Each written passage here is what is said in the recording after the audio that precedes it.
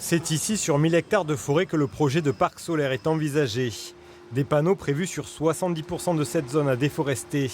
Mais il y a quelques semaines, devant des sénateurs, la directrice générale d'Engie, Catherine MacGregor, un des porteurs de projet, annonce des difficultés.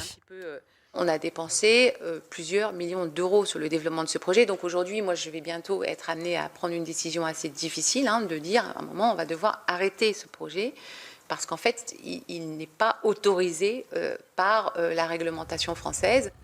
À quelques kilomètres de Socats, ce grand parc solaire vient de fêter ses 10 ans à Cestas, un lieu géré par Neoen, autre porteur du projet Orizeo. Son directeur général a tenu à mesurer les propos de Catherine MacGregor.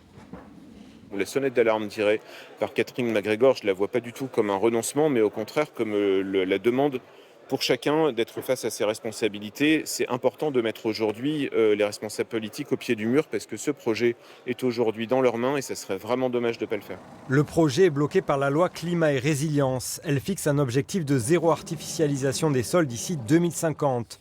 Ce blocage est une première victoire pour les opposants à cette gigantesque ferme solaire. C'est un véritable schisme écologique que d'avoir imaginé de remplacer 1000 hectares de forêt par 1000 hectares de panneaux. Alors bien sûr, les fabricants de panneaux en Chine, panneaux ceci dit qui sont faits dans des centrales à charbon, se frottent les mains. Tout le circuit industriel qui veulent profiter de ce système se frottent les mains, mais pas les gens qui réfléchissent au climat. Contrairement à la région Nouvelle-Aquitaine, la communauté de communes de Montesquieu est défavorable au projet. Parmi ces raisons, le risque d'incendie qu'engendrerait une telle déforestation. La commune de Socats n'est pas prête à accepter un projet comme ça. La population locale, eu égard au risque, non plus.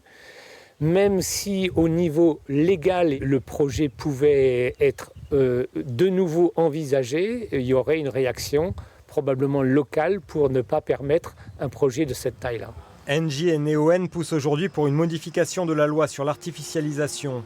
Sans changement, ce projet de centrale solaire pourrait être totalement abandonné.